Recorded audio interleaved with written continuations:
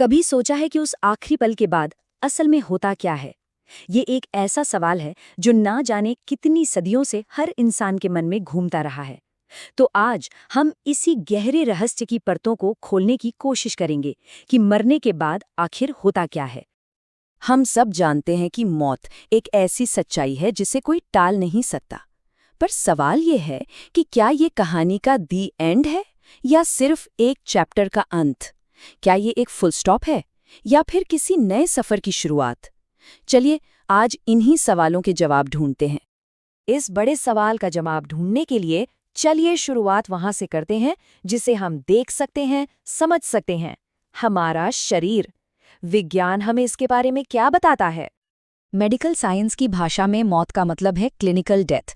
ये वो पल है जब दिल की धड़कन रुक जाती है, सांसें थम जाती हैं और इसके कुछ ही सेकंड के अंदर दिमाग भी अपना काम करना बंद कर देता है। इसके ठीक बाद शरीर में कई तरह के बदलाव आने लगते हैं। सबसे पहले तो सारी मांसपेशियां एकदम ढीली पड़ जाती हैं।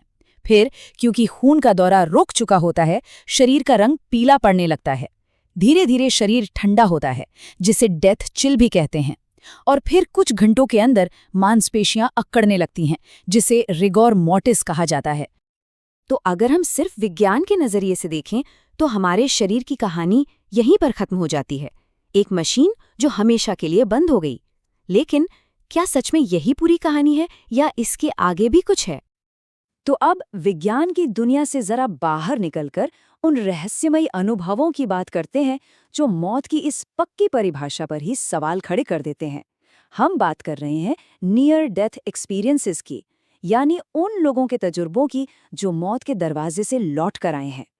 ये जो नंबर आप देख रहे हैं 3, ये आपको हैरान कर सकता है।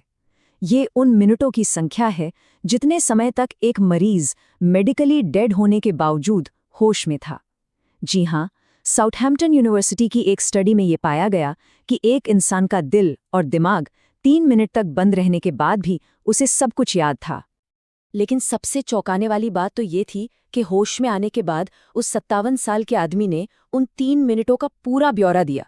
उसने बताया कि वो अपने शरीर से बाहर था, कमरे के एक कोने से सब कुछ देख और सुन रहा था, और उसने जो भी बताया वो सब सच निकला। तो सवाल ये उठता है, अगर दिमाग बंद था तो ये चेतना, ये अवेयरनेस आ कहाँ से रही थी?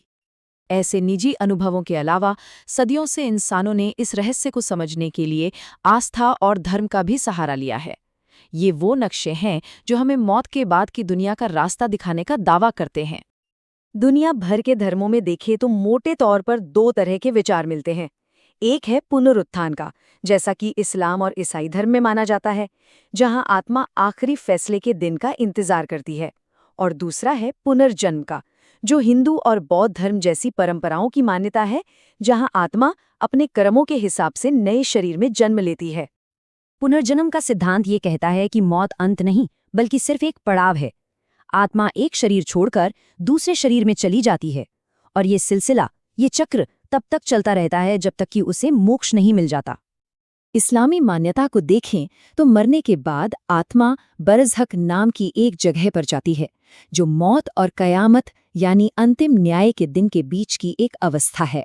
यहाँ मुंकर और नकीर नाम के 2 फरिश्ते आत्मा से उसके कर्मों का हिसाब लेते हैं, और उसी के आधार पर आत्मा को कयामत तक आराम या सजा मिलती है।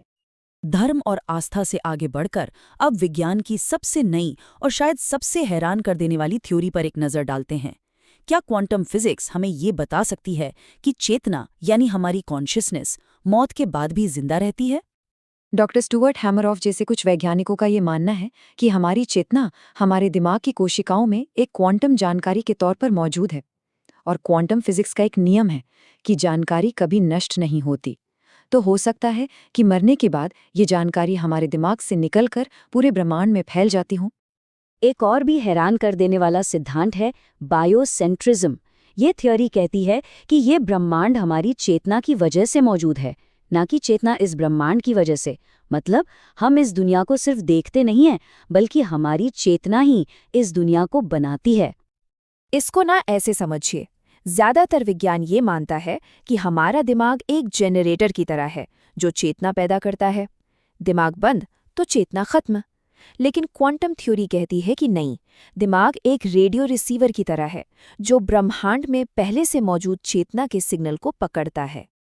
और अगर दिमाग सिर्फ एक रिसीवर है, तो उसके टूटने या बंद हो जाने से क्या होगा? सिग्नल तो तब भी मौजूद रहेगा ना। तो शायद हमारी चेतना किसी दूसरे ब्रह्मांड में अपनी यात्रा जारी रखती है, जैसा कि कुछ वैज्ञानिक मानते हैं। तो हमने 4 अलग अलग नजरिए देखे। बायोलॉजी के लिए ये एक तय अंत है।